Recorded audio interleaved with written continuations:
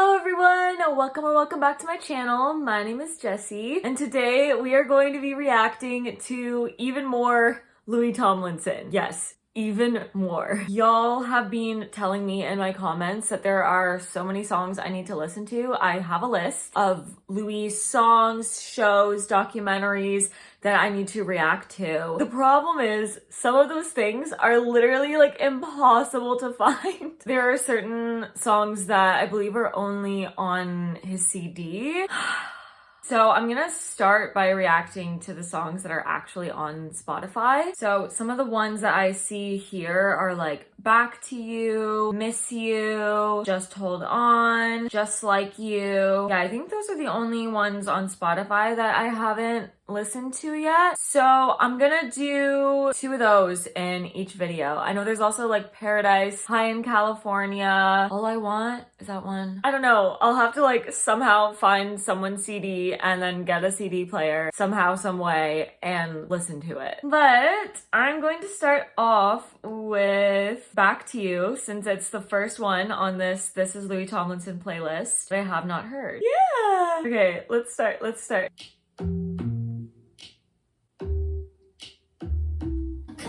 You never even answer. I tell myself I'm done with wicked games. Where's Louis? Okay, thank goodness.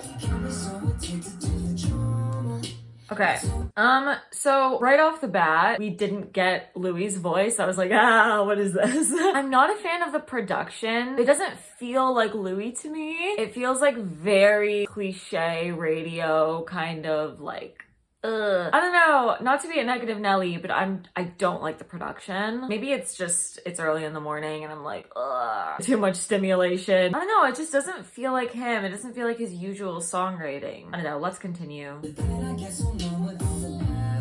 Like, it doesn't need this production. I like this part.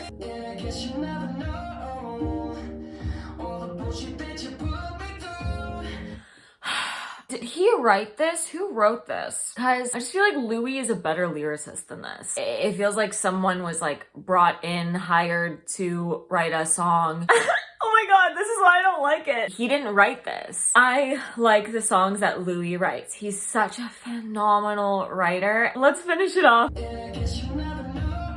Like, I love his voice. Okay.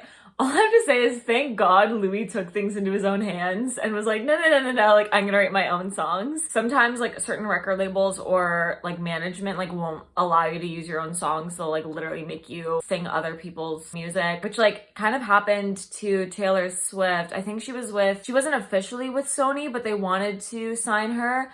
But she said like, I had a feeling that they wouldn't let me sing my own song, so I walked. And I don't know, I want to know the story behind this. I want to know like what happened to have him go from having other songwriters to then being a songwriter himself. Thank God. I don't know, do y'all know the story of that? Like, if you do, leave it in the comments. Like, when did he realize that he should just write his own music? Anyway, sorry, I'll finish this.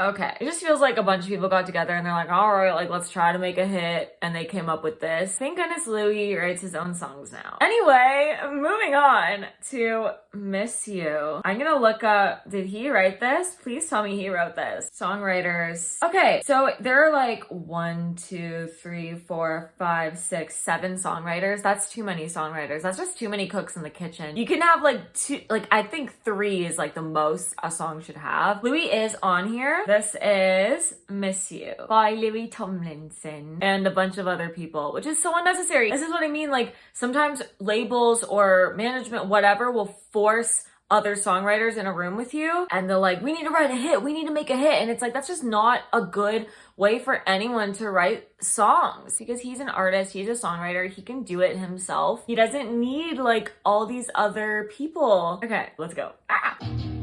Is it my imagination? This is better. The smiles that I'm faking, everything is great. Ooh. Going out every weekend. I like this. Oh, they're good! There's it even matter anyway? Oh, we're back! Beautiful chord structure there. Shit, maybe I miss you. Oh, that's cute! Wait, I like that. I like that. And all of these thoughts and the feelings, does it even matter anyway? We're dancing That's a signature Louis move. When you think it's gonna drop, and then it doesn't.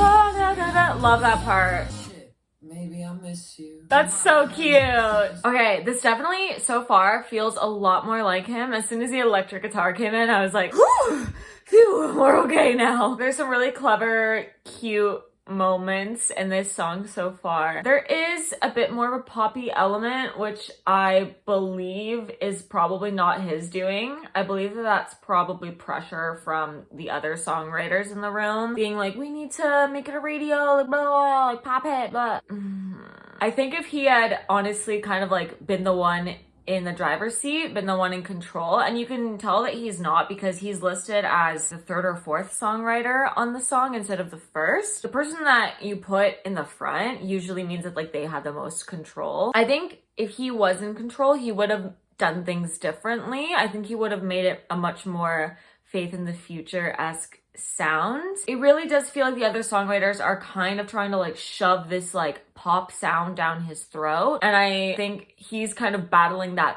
with his electric guitar, and I can kind of hear a bit of the collision going on there. But I like this song a lot better, so I'm like really happy about that. But let's continue. All the way, get another 2 shots. Like, I don't need that. Hey. This is nice, this part. I love that note. Nice strings in the back. Shit, maybe I miss you. Aww, that was a cute one. That was a cute one. I obviously much preferred Miss You. I think that a lot of the pop elements in that were just purely unnecessary. It makes me sad when I see such talented artists, especially near the beginning of their career, kind of being forced into sounds that maybe aren't for them. Labels or management, whoever, kind of pushing for this very commercial success. Whereas I think Louis' sound is not really the kind of thing you would hear on like pop radio. It is more unique. It is more of a rock sound. It's more niche. I think that sound has a smaller but more devoted fan base. And I think that it's a mistake to, you know, when you get your hands on an artist, to be like, we are going to try to get them onto like pop radio, like Billboard 100, instead of allowing them to shine with their unique voice and their unique sound. When you have a record label, when you have these people who are managing you, their goal is not to produce the best music. Their goal is not to produce your most authentic sound. Their goal